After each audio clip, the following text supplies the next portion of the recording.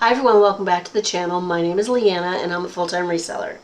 Today I'm going to talk about 3 alternate ways to source for inventory.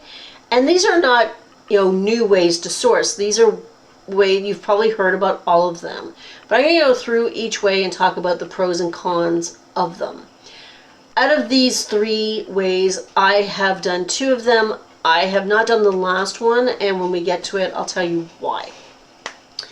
This is the type of content I do on this channel. If it's something that interests you, please think about subscribing.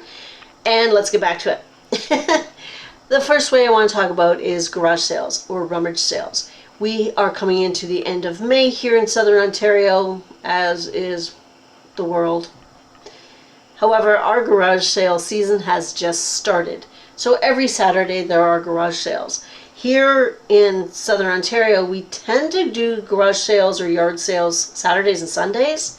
But I know that in some of the states, not only do they go year round, but they also start them on Friday, which I thought was really interesting. I would actually like to try that one day. Let's, get over the border. Anyway, garage sales. Garage sales, number 1 pro for garage sales is that usually the cost of goods are low, way low, and that is amazing. Once in a while you will happen upon a garage sale where the owner has put out eBay listings with their product and basically say, I can get $50 for that on eBay, I want $50. You know what? More power to you, you just do what you have to do. That's cool. That happens. It doesn't happen a lot, but it does happen. But usually the cost of goods are low. Now, one of the cons of garage sales is the time it takes to actually go to the mall. You can have a list of 10 garage sales one Saturday morning, and it's going to take you Saturday morning to do them all. So the time involved, you have to remember that. You also have to think about the gas that you're using, especially right now, because if your garage sales are spaced wide apart, the more gas you're going to be using. Now, when we go out to garage sales together, we kind of consider it almost like entertainment too, because we get to spend some time together, we chat, we maybe have a coffee, whatever. So we take that into consideration as well. Another sort of, it can be a con or it can be a pro depending on what you sell. If you are more geared towards home goods or whatever, garage sales may be better for you. If you are a clothing reseller, you may find that you're not getting a lot of clothing items at garage sales. Now, I have had some luck with garage sales, but to be honest with you, not a lot. So I have to really be in the mood to go out and use my whole Saturday morning to do that. Because you're going from this small sale to that small sale to that small sale. I'd much rather spend my morning at a bins, and I'm not a big fan of the bins, but I'd rather spend it where there's a lot of selection. With that in mind, it's also rummage sale season. And for me, the difference between a garage sale and a rummage sale is usually rummage sales are charity run or church run or community run, where you have multiple families putting items into donating items, so you have a larger selection. And I find usually, like more than garage sales, those costs of goods are really low. I will go to a rummage sale over a garage sale any day. So those are the pros and cons of garage sales. So think about that. Try them, because you know what, you never know what you're going to find. The next way that I want to talk about is retail arbitrage. And all that is going to a store and,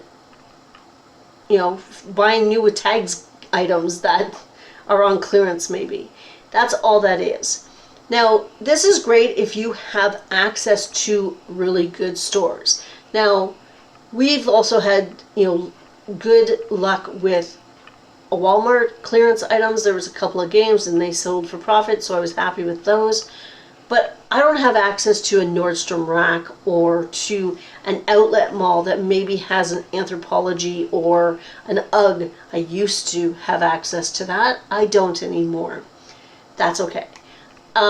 If you have access to those types of stores, shop their clearance, and you do have a chance of picking up things that are more in season because they're a bit newer and they're new with tags, and that always ups the price. So that's not a bad thing to be doing.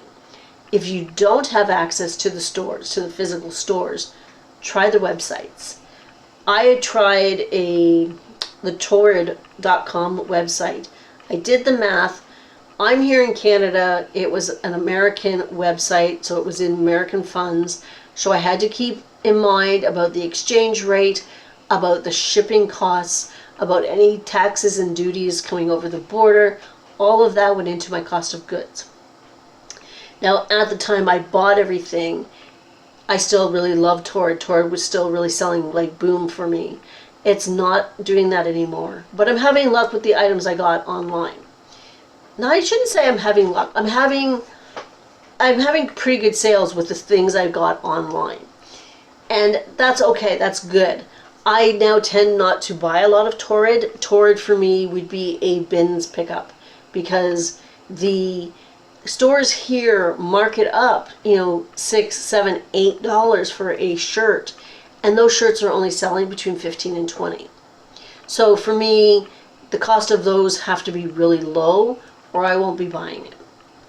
Anyway, that is retail arbitrage. Try the websites if you don't have access to the actual physical store. The last place that I want to talk about, or way to source, is consignment. So consignment is when somebody gives you items that you sell online for them. So consignment can be very good. You can have access to brands that you would never have access to, and that can be a really good thing because you have these items in your closet and it's going to draw attention and traffic to your closet. Absolutely. It could be very lucrative because the higher end items tend to sell for more. A couple of things with consignment though. You have to make sure that your contract with the consignor is lucrative and good for you. Always make sure that you're going to be coming out on top. I don't know what the right ratio is for the split of earnings. I wouldn't even think that I could tell you what it should be. Just make sure that you realize that you're the one doing the work and you're the one taking the risk with your reputation. Which brings me to my next point. Just because you are getting items from a private individual still does not guarantee authenticity. So you still have to do your due diligence, and if the consignor cannot prove that they're authentic and refuses to get them authenticated, then you make that decision whether you want to sell that or not. Because that's your reputation on the line. You're the one that's going to get in trouble. You know what I mean? So protect yourself. Always remember that when you are doing consignment, protect yourself. I can't say it. Yourself. If you have all those things in place, consignment can be a very good way for you to get inventory. Absolutely. I personally have not tried consignment yet. It's not something that it's not something I really want to do because you have two customers. Not only as the seller, you have to make the buyer happy with the item and everything else. You have to make the consignor happy with the item selling for what they want it to sell for. So, I mean, there's ways for you to protect yourself and to make sure that the contract is correct. Like you have a time frame in which to sell it. You know what the buyer wants the consignor wants you to go to. You put all that in place and that will alleviate some of that stress. It's just not something that I want to try yet. It's just not for me. I don't necessarily want to deal with another customer. But that is a personal opinion. I still know that consignment can be lucrative and can work really well for you. Yeah, so those are the 3 ways. They're not earth-shattering. People have probably heard about them before, but it gives you a little more insight into each way to source.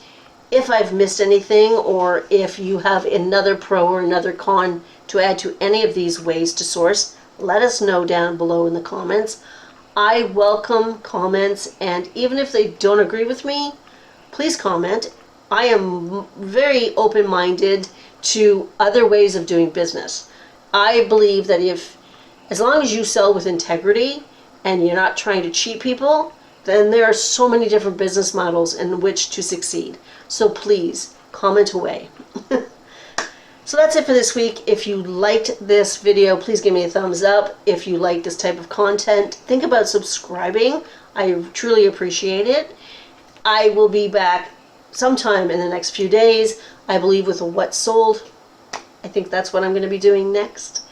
Until then, I hope everybody has a great weekend, and I'll see you next time. Bye.